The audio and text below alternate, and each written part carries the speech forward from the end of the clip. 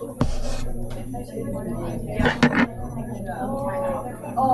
right, we have the exam on Friday, and it's going to cover from where we left off, which was, I think, making, well, it was E1s and E2s. So it'll go E1, E2, and then the reactions of alkenes, which is all of the stuff that we've done the last couple weeks, including what we do today. So that's where we're at. Your sapling's due on Wednesday night. So if you have questions about any of that, come to see me. But let's add a few more reactions onto our double bonds and continue to talk about regio and stereoselectivity with each one of these. So when we do a reaction, we need to know, is it regio? Could it be regioselective? Could it be stereoselective? So the next thing we need to do is we need to add an O and an H to a double bond. So add H and OH to the double bond. We already know how to do that, right? We know two ways to add H and OH to a double bond.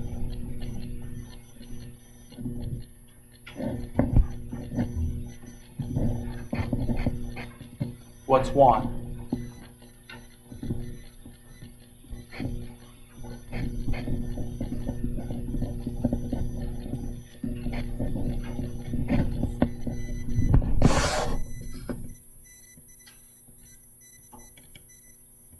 Well, what's the reagents? There's two possible reagents that we've talked about adding H and OH to double bond. Then we'll get to is it Markovnikov or anti-Markovnikov, and whether it's cis trans or both.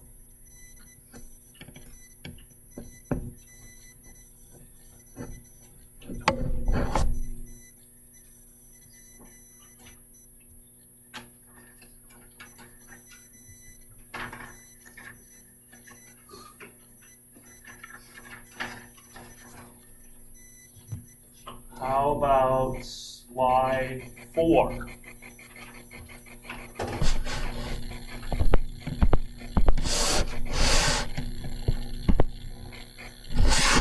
Oh, there we go.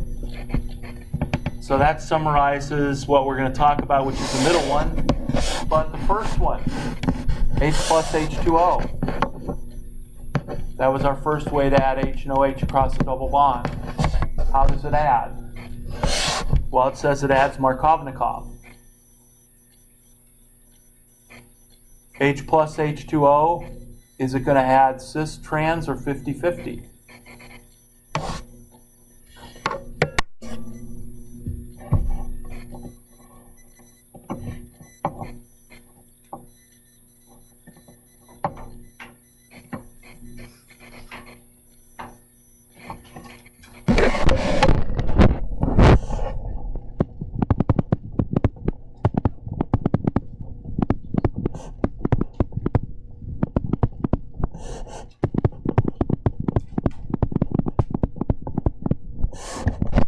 There's your options. Cis trans, 50-50, don't know. If you're going to answer D, you better know by Friday.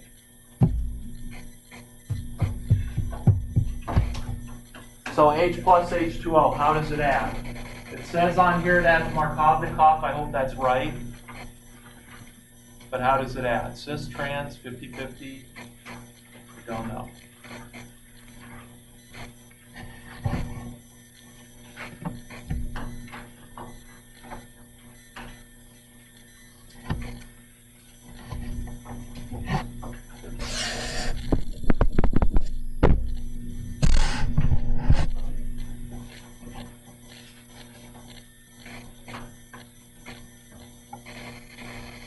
Okay, a couple more seconds.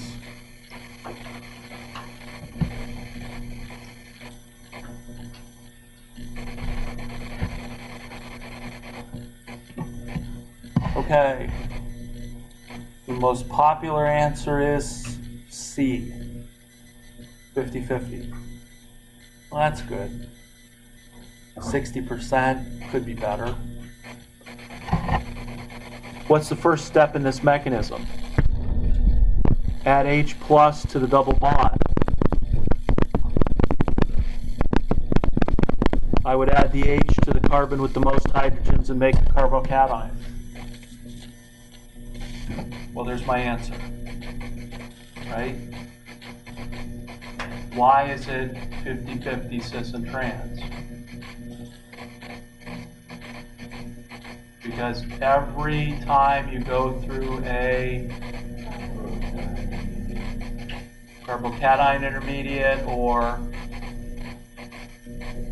sp2, which includes carbocations and radicals.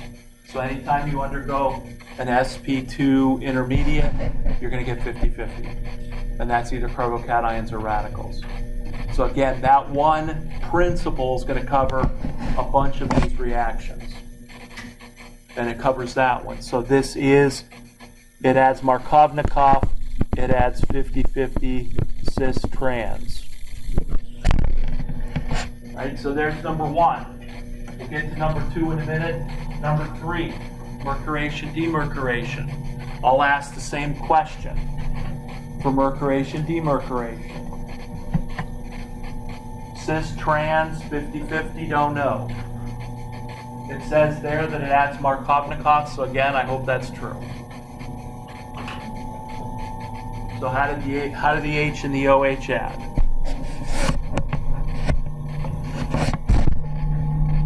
Cis-trans, 50-50.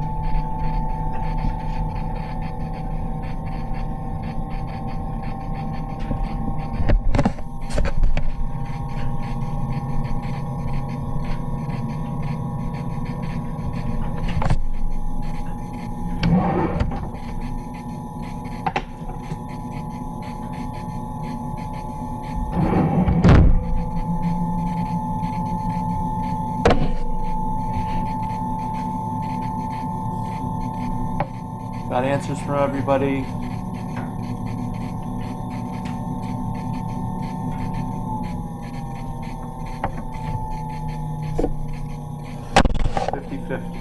Between A, no, 50-50 between B and C. So I'll give you a minute to break the tie, to discuss and revote.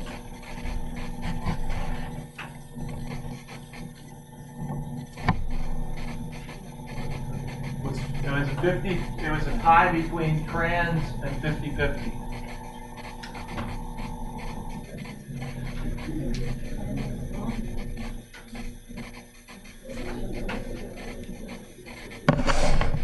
So discuss, revote.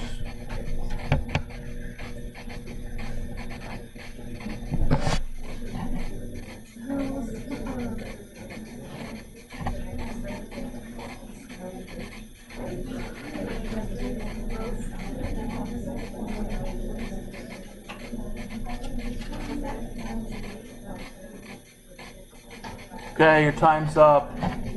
Go ahead and vote.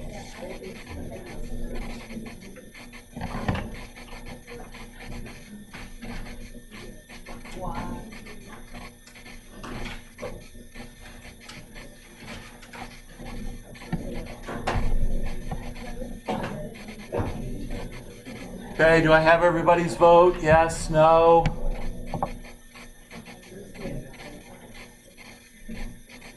Going once. And a 60-40.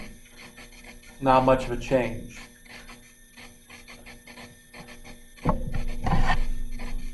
Kind of intermediate does this undergo? Mercuration, demercuration undergoes what kind of an intermediate? No. Not a full-blown carbocation. Instead, what's it for? A triangular intermediate, where the mercury is bonded to both carbons. So it forms a triangular intermediate like that. What else forms a triangular intermediate? bromination. Whenever you have a triangular intermediate, how will things add? They will add Markovnikov and they will add trans.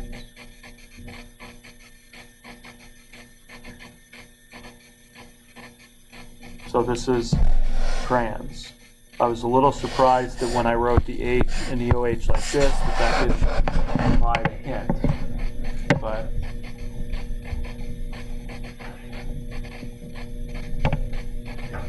all right, so there's our review. So carbocations, anytime you form a carbocation intermediate, it's going to be Markovnikov and 50-50.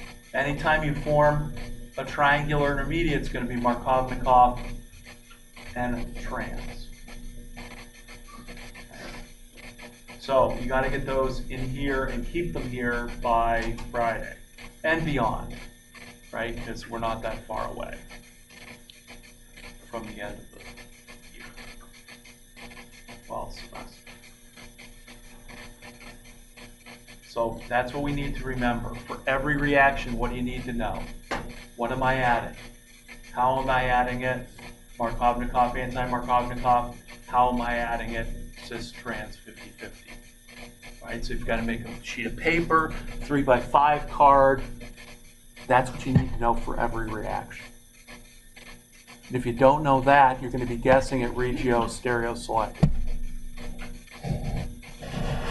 Because it cannot be Markovnikov if it's not, or regioselective if it's not Markovnikov or anti-Markovnikov.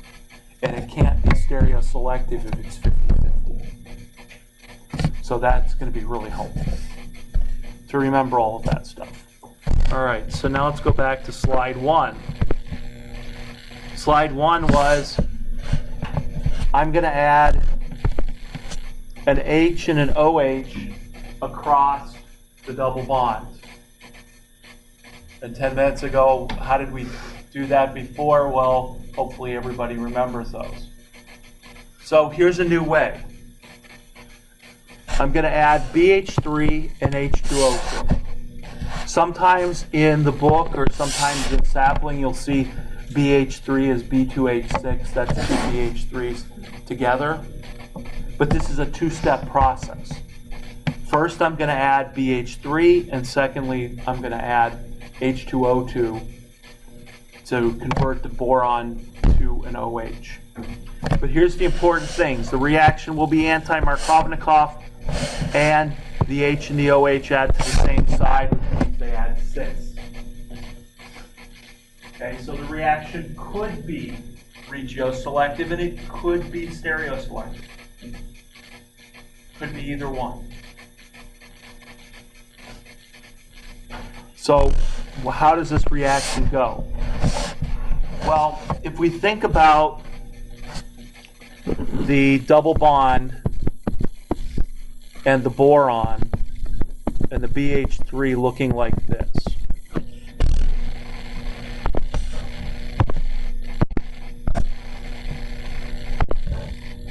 Okay, so if I write my C double bond C and my boron like that, it turns out that the boron is an element that is less electronegative than hydrogen. Very rarely do we end up with a hydrogen with having a delta minus charge, only when it's attached to a metal. In this case, boron is one of our typical metalloids that's in the aluminum and silicon region, so it's not a metal, but it is kind of a metalloid. And so the boron actually slightly positive and the hydrogen is slightly negative. That's why we call this, why we called NaBH4, the BH4 minus ion is called a borohydride.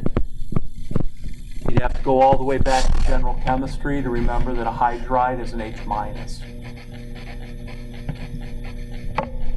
So we get an H minus when we attach hydrogen to a metal, or in this case, boron. So what happens is that we can take this pair of electrons from the double bond and move it to form a carbon-boron bond. And then at the same time break the boron-hydrogen bond and form a carbon-hydrogen bond, which is what I'm kind of showing over here.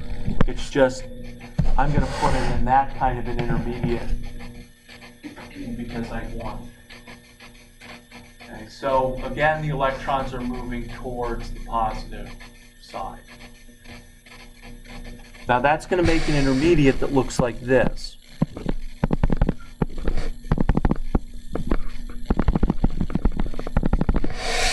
It's going to make an intermediate looking like that, where this is going to be slightly positive, that's slightly negative. The key part about this sort of transition state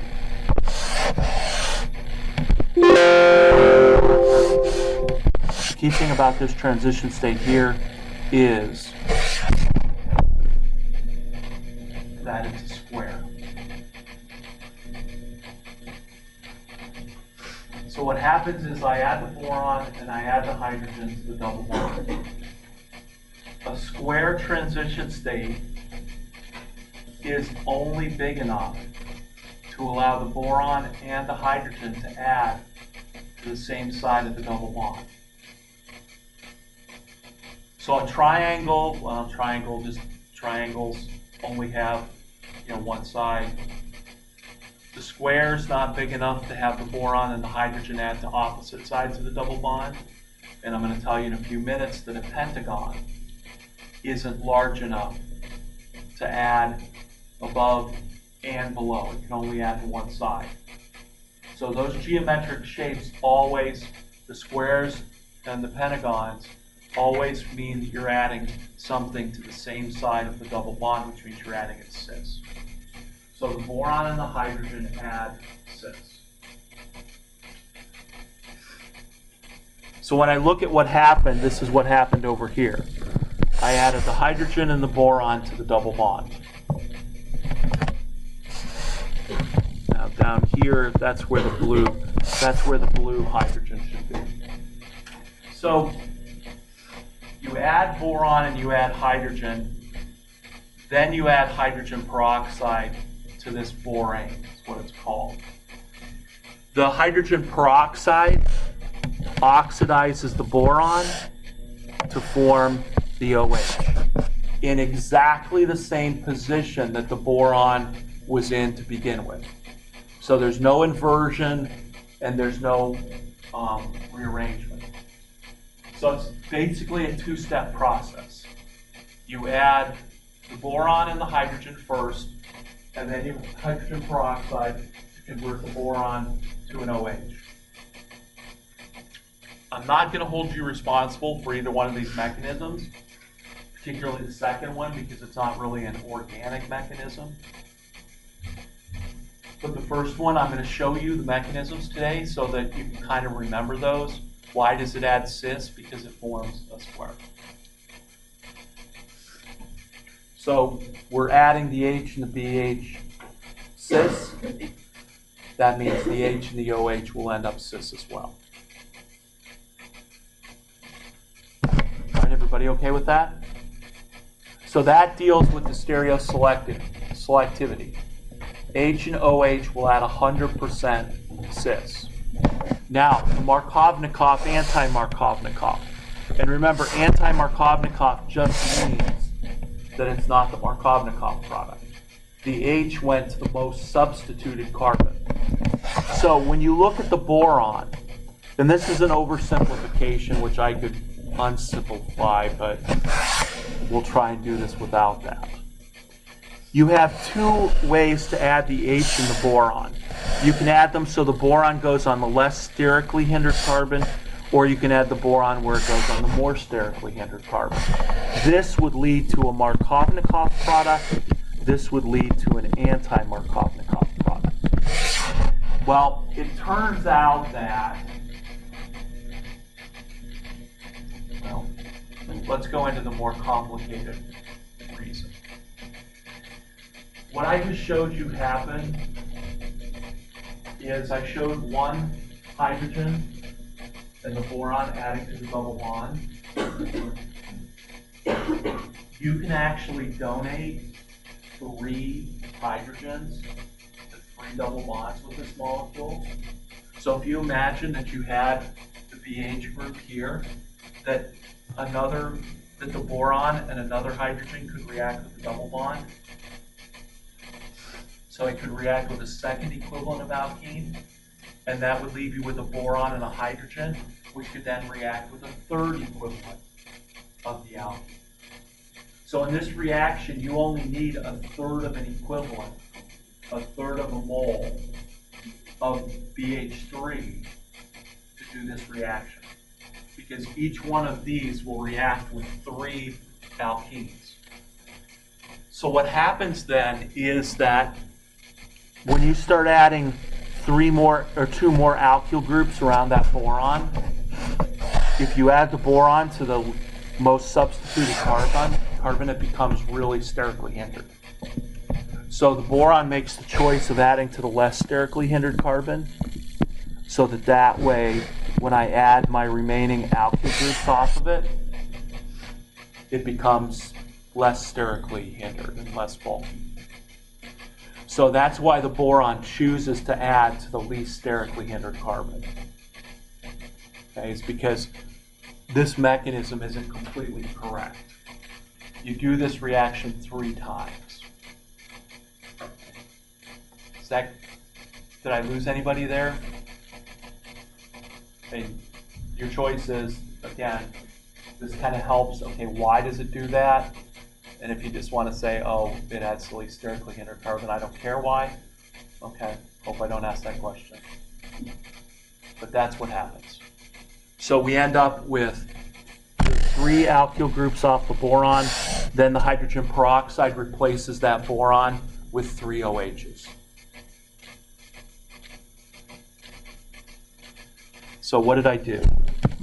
I added the hydrogen to the carbon with the least number of hydrogens, which in this case would have been over here, would have been 1. Then I've added the boron to the carbon with the most hydrogens. That is not Markovnikov's rule, so I get the anti-Markovnikov product. I add the H to the carbon with the most alkyl groups, and the OH to the carbon with the least alkyl groups. So I get anti-Markovnikov addition, 100%. Or pretty close. Does that make sense? So, could it be regioselective? Yes. Could it be stereoselective? Yes.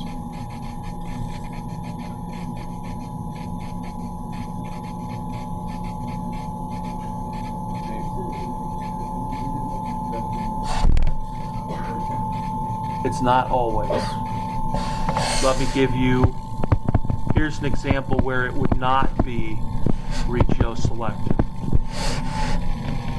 So if and I think in the problem sets that I'll release when I get back to my office, and we can do some of these on Wednesday.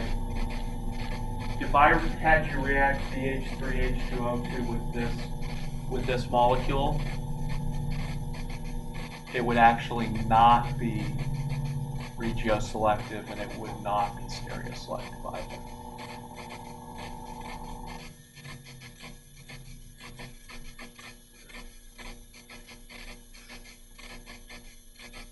No, it would not be stereoselective. I should have asked you that. No, I'll ask something else. So if I do this reaction,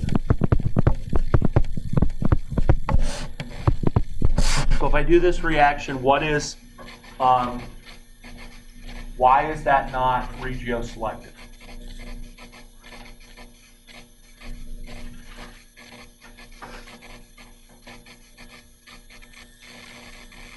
Because the alkene is symmetric. So whether I have the H here and the OH there or vice versa, I'm going to get the same product, right? So whenever you have a symmetrical reagent, it will not be regioselective. And I probably said last week, but it was last week and that was a long time ago. And it's getting towards the end of the semester, and we have to invoke now Dr. Weaver's 3-week rule, which is you don't listen to me for the last 2 to 3 weeks of the semester. When he first told me that 20-some years ago when I came here, he's like, they won't listen to you for the last part of the semester, and I said, you gotta be kidding me. Not that I wasn't used to that coming from the Ohio University, where it was 10 weeks of just nonstop Halloween, but for many students, you know, it's kind of an expensive cover charge, but that's what some people decided to do. It's the end of the semester, everybody's tired, just wait until next semester, because then it becomes like a 5-week rule. But you gotta finish strong. Now, so the basic rule here is it's easier to remember when it's not regio or stereoselective sometimes than it is when it is. So if it's not, you're adding a symmetrical reagent. Either this adds the same thing, or this is symmetric. So this will not be regioselective because you're adding H and OH, which is okay, but you're adding to a symmetrical alkene. So this one is not regioselective. The one that I gave you originally, this one is regioselective. So this one is regioselective, this one is not regioselective. So when I say it could be, that's what I'm talking about. You actually have to take every reaction case by case. Because if I make that change, I just change whether it was regio or stereoselective. Now, in this case, is it stereoselective? I said no, right? So I guess, am I correct in that? Well, there would be my product. Because it didn't matter which one I had the H and the OH. So here's my product. In order for the reaction to be stereoselective, I need to make a product with 2 chiral centers. If I don't make a product with 2 chiral centers, the reaction will not be, or have the possibility of being, stereoselective. But you say, I made a molecule with how many chiral centers? 1, right? So that means that the reaction has 2 possible products, R and S. But what's the percentage of R and S? It's 50-50. Why? Because another fundamental rule is you only make an optically active product if you use an optically active reagent. So anytime you make a product with just 1 chiral center, unless you've used a reagent that has an optically active, that's optically active itself, you will not make an unequal mixture of enantiomers. And we went through that last week with the yeast and everything else. That's the only time we've done this, is in lab. So unless I put a reagent up there that's chiral, you're not going to form one enantiomer over another. So that's why you need 2. Because if you get 2 enantiomers, then you have what? The cis and the trans. And that doesn't guarantee that the reaction is stereoselective, because as we saw a few minutes ago, if it goes through a carbocation intermediate and that's 50-50, you get both. So in this case, could this reaction be stereoselective? Yes. Could I come up with an example of that?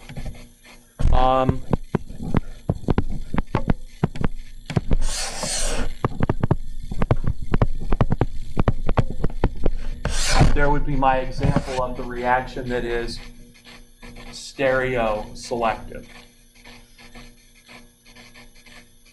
Right? Because I'm going to be adding a hydrogen and an OH group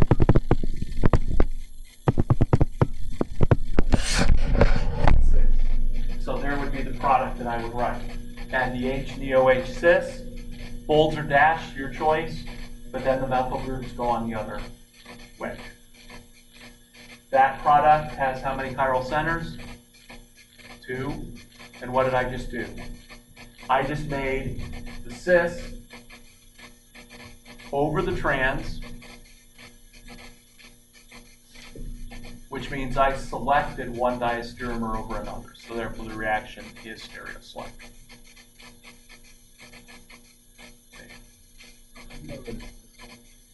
Because we just went through that mechanism.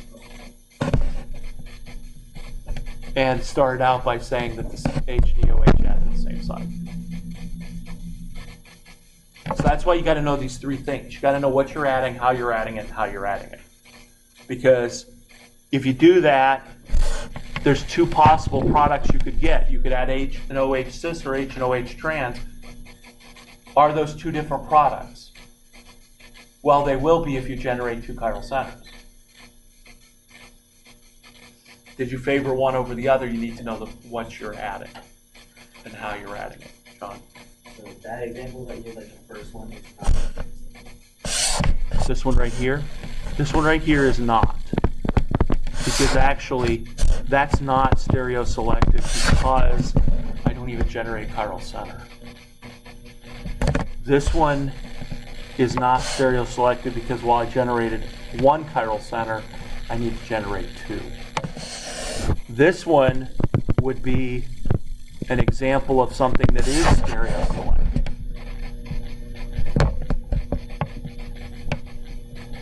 But is it regioselective or not?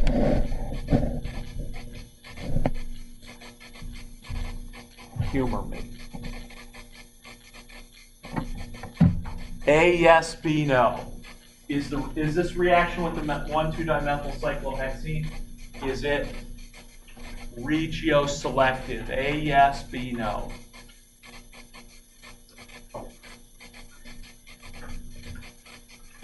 Is that reaction regioselective?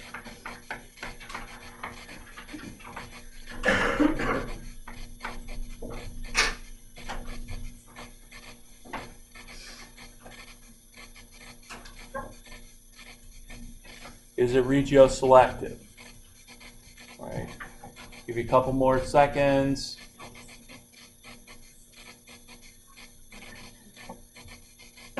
Regioselective. 74% say no, it's not regioselective. That should be 100. Why isn't it why isn't regioselective? Because the alkene is symmetric. The alkene is symmetric. So it didn't matter whether I add the H to the top or the bottom, I get the same product all the way. Okay, so we have to begin to kind of remember these. And I'll make a final decision as to how much of that will show up on Friday's test, because we really need like a day of just doing these. Because every one is different. Okay, but that still doesn't absolve you from the responsibility of remembering the basic foundational principles.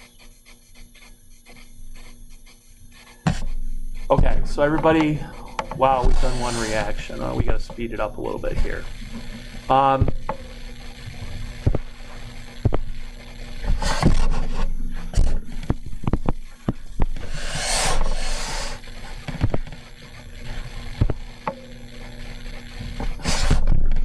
I'm going to skip over epoxides for the moment. Well, actually, no.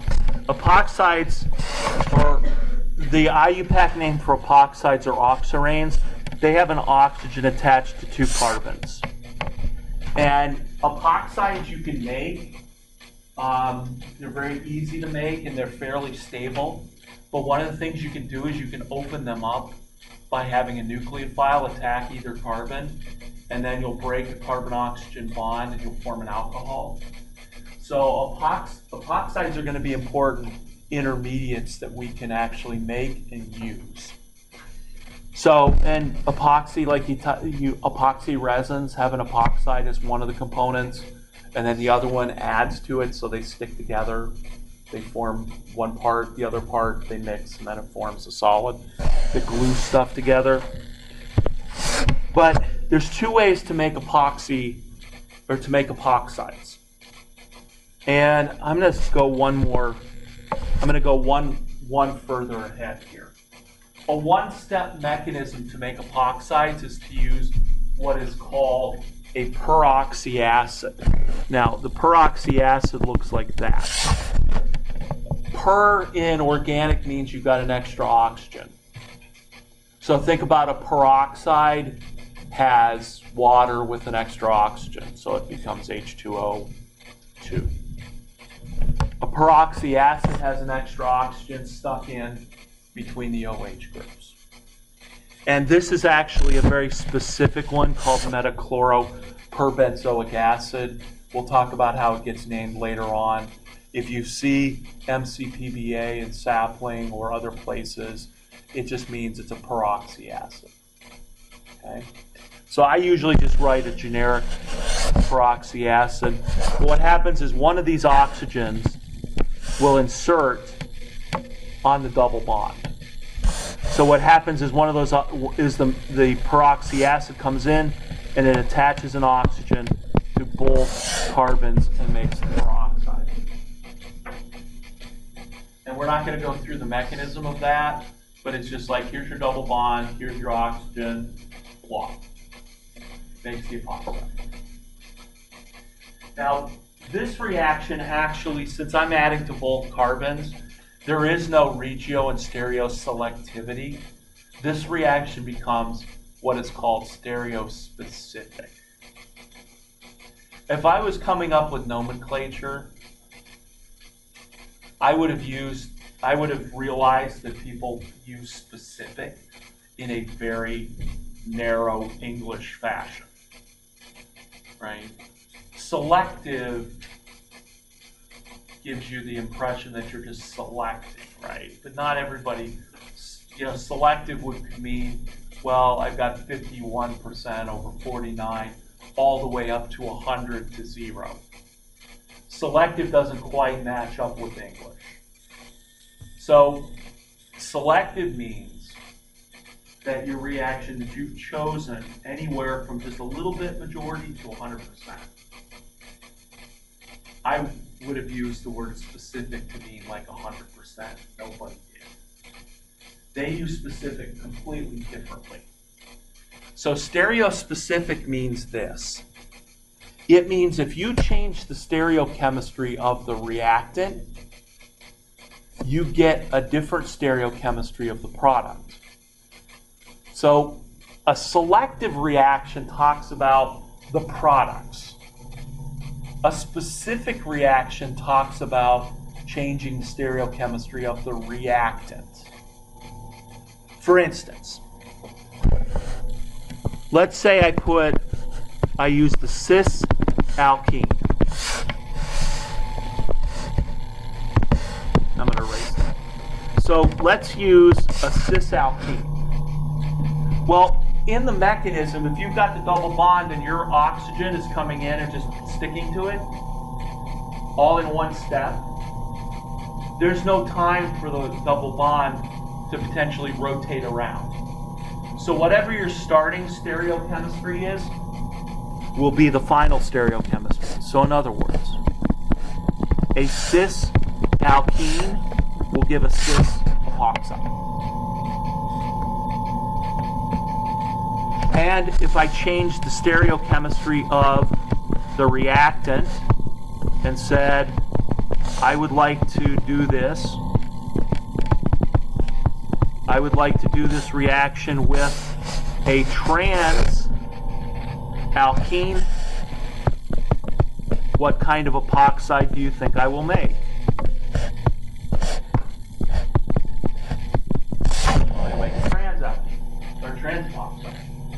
So transalkene makes a trans epoxide. So stereospecificity, which sounds impressive, and it is. Stereospecificity means change the stereochemistry of the reactant, you will change the stereochemistry of the product. In this case, cis gives cis, trans gives trans.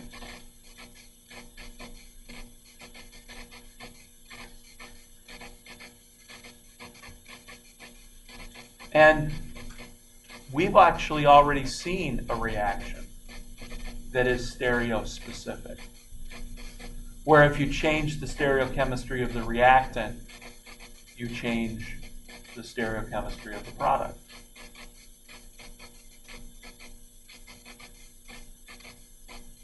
Which one is that?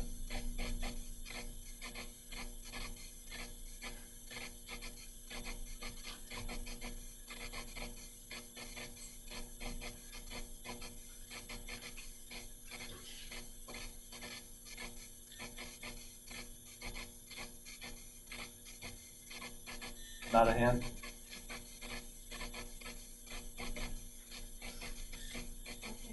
SN2. SN2 reactions are stereospecific, right? Because if I change R to S, what happens? The stereochemistry changes. So stereospecific doesn't necessarily mean that you have the same stereochemistry. It just means if I change cis to trans, I get cis and trans products. If I change R to S, I get the other product in SN2. So this is an example of a stereospecific reaction. It's not selective. And that's the difference between stereospecificity and stereoselectivity. And selectivity includes that 100 to 0 choice. Right, so that's the difference. So you want to make an epoxide, use a peroxy acid. Whatever the stereochemistry of the alkene is, the stereochemistry of the epoxide will be the same. You might say, well, who cares about epoxides? We will in a minute. Another more complicated way, a couple of steps, but it provides us a good review, is to make a bromohydrin. When I add bromine and water to a double bond, what do I add across the double bond?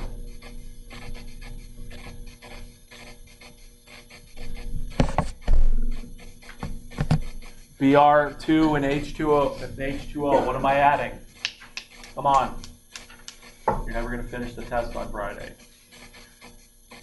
I'm somewhat joking. The key phrase there is, well, anyway. What am I adding? Br and OH. All right, I'm adding a Br and an OH. Oh, already added the Br and the OH. How? Trans. Why? Triangle from the bromonium ion. Where does the Br add? Carbon with the most or least hydrogen?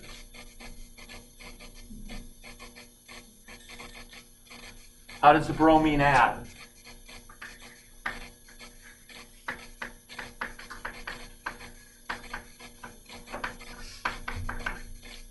I'll give you those two choices.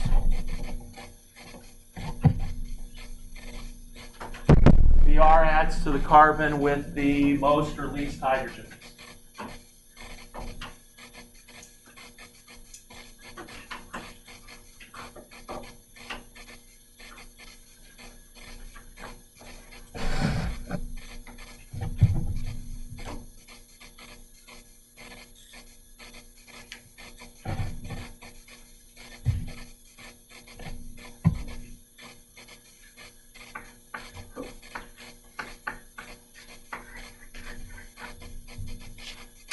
I'll give you a little hint.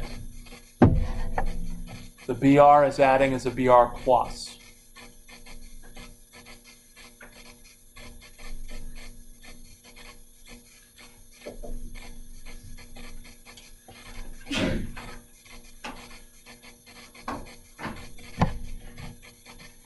wasn't a good hint. Since the numbers are going in the opposite direction now. Oh, guess what we ended up with? A 50-50 tie. Close. 52-48.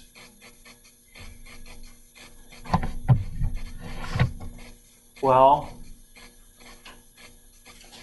anytime, let's see if I remember if I said this earlier. Whenever you add an electrophile, to a carbon, you're going to end up with a carbocation-like intermediate, right? You add an E plus to a double bond. In order to bond that E plus, one carbon's got to take both electrons, and the other carbon gets none. So it becomes a plus. Whenever you have a carbocation intermediate, what do you end up with?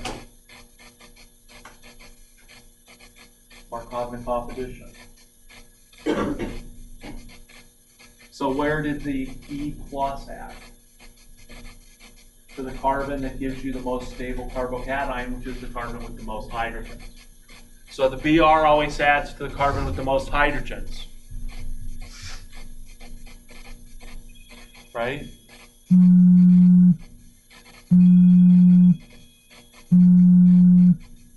So I didn't shut that off.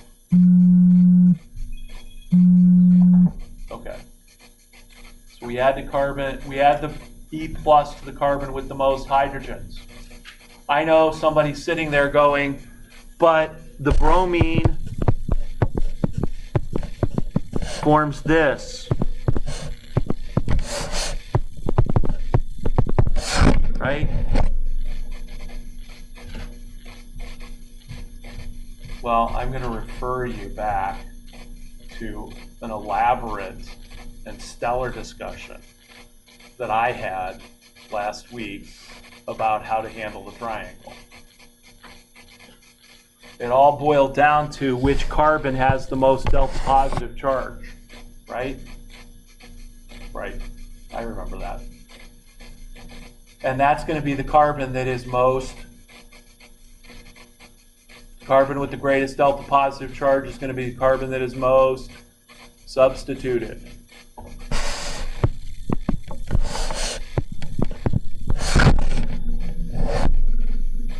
Which is just like, and I remember doing this last week too, adding the Br to each carbon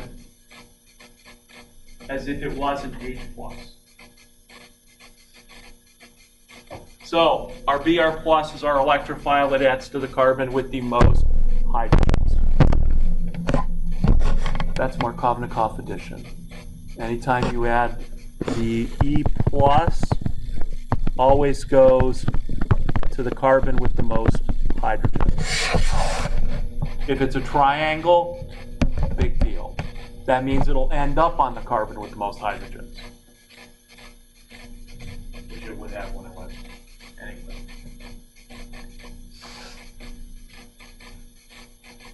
Alright, so that's where we're at. Br, OH, Markovnikov. Our expanded definition of Markovnikov. Final thing was trans. Alright, great. So, to finish off the epoxide, I add the Br and the OH. Then what I do is I treat this with a little hydroxide. The hydroxide comes in, deprotonates the OH to form an O-. That O- is perfectly set up to do backside attack and kick off the bromine and make the epoxide. And the reason it's perfectly set up is because the bromine and the OH have to trans to begin with. That means the Br and the O- are trans and in perfect position. Okay, this is two steps. If I've got a peroxy acid, I'm probably going to use that. I'm not going to make the bromohydrin. So why do we care about the bromohydrin? Because it was a perfect time to review something that might need to be done.